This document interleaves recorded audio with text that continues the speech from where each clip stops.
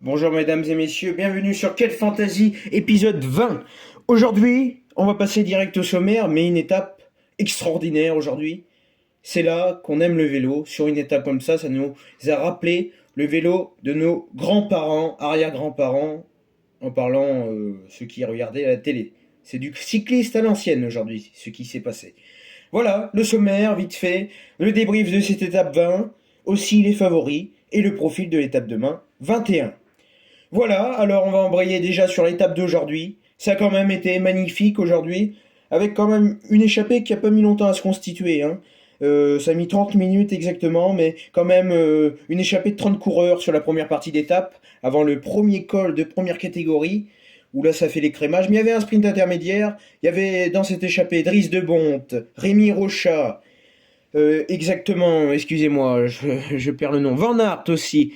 Il y avait Monsieur Verre Alexandro et Harper Christopher. Voilà. Et après, voilà, on va parler de Yates aussi. Sur cette première partie, Dries de Bondt est passé premier sur le sprint intermédiaire, excusez-moi, derrière Pedersen, bien sûr. Il y a aussi, il y avait quand même trois groupes FDJ, Lorenzo Palini et Quentin Paché pour aider Rémi Rocha, qui finit cinquième aujourd'hui, voilà. Après, il y a eu le premier col de première catégorie. Là, il y a eu un gros boulot d'IF, hein, c'est eux qui ont roulé sur la première partie d'étape jusqu'au col hors catégorie, voilà. Et ben surtout un gros travail de Casper Asgreen jusqu'au pied de ce col hors catégorie, 18 km à 9% qui a fait très mal, hein, quand même.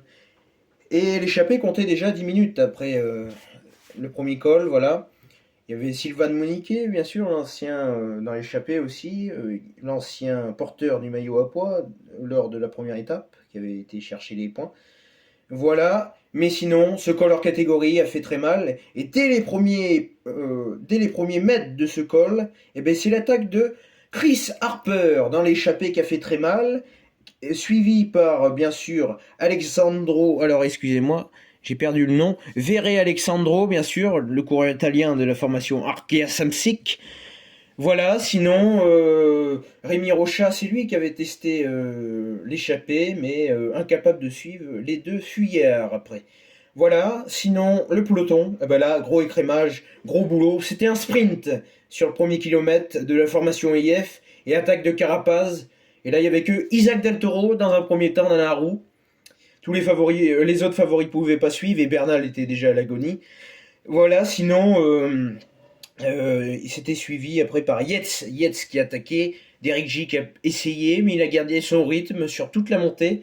Et après, ça a joué pendant 5 km, mais après, Yates est parti en éclaireur. Et Isaac Del Toro et Carapaz l'ont plus jamais revu. Ils ont essayé les deux de le faire perdre ce Giro. Il a réussi quand même. Carapaz voulait aller chercher ce Giro, mais ils ont mal joué les deux avec Isaac Del Toro. Simon Yates, c'est le grand gagnant aujourd'hui, quand même, avec cette attaque, et après, ils l'ont plus jamais revu. Ils sont jamais revenus. Voilà, et après, il a pu compter au sommet avec un travail de Van Aert pour les 15 derniers kilomètres et sur la dernière montée de Sestrière. Et ben, Yates est ce soir le nouveau leader avec 3 minutes exactement, excusez-moi l'écart, 3 minutes 56 sur Isaac Del Toro et 4,43 sur Carapaz. Là, c'est fini. On n'aurait pas pensé à Simon Yates, mais c'est la bonne surprise en tout cas. Voilà pour ce Giro. Deuxième Del Toro, il avait les jambes pour suivre, mais il est parti au bon moment. Yates et Del Toro, il aurait dû suivre directement, mais il jouait avec Carapaz. Voilà, Carapaz aussi. Derek J, très bien, très bien. Il finit à 6,23 au général.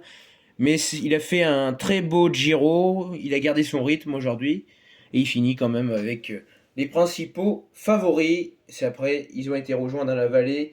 Isaac Del Toro, tout ça, a attendu Caruso, tout ça, l'ensemble des favoris. Et après, par contre, c'est Max Poole qui a accéléré dans ce groupe. Et il finit devant pour 20 secondes sur le groupe des favoris. Et après, c'est Isaac Del Toro, sprint, qui finit 9ème de cette étape. Voilà pour cette étape, c'était une grande étape de ce Giro, c'était l'étape reine de toute façon. Voilà. Pour les maillots distinctifs, pas de changement à part le maillot rose, bien sûr, le nouveau leader, Yates Simon. Voilà. Et pas, bien sûr, son frère Adam Yates, qui est chez UAE Team Emirates. Voilà, les favoris, on vous l'a dit, hein, je vous ai tout dit. Voilà, on va passer tout de suite au profil de l'étape de demain, mesdames et messieurs.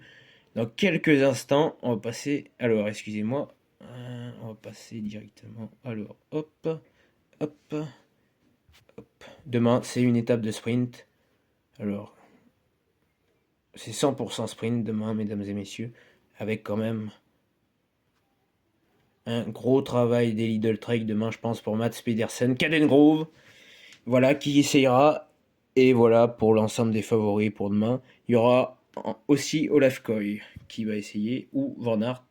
Voilà, mais en tout cas, ce sera tranquille, ce sera la dernière étape. Voilà, on se retrouve demain pour une grande émission sur Quelle Fantasy, avec des invités, de grands invités bien sûr, plus d'invités que prévu. Voilà, pour une émission au moins d'une quinzaine de minutes. Merci, c'était Quelle Fantasy, à demain.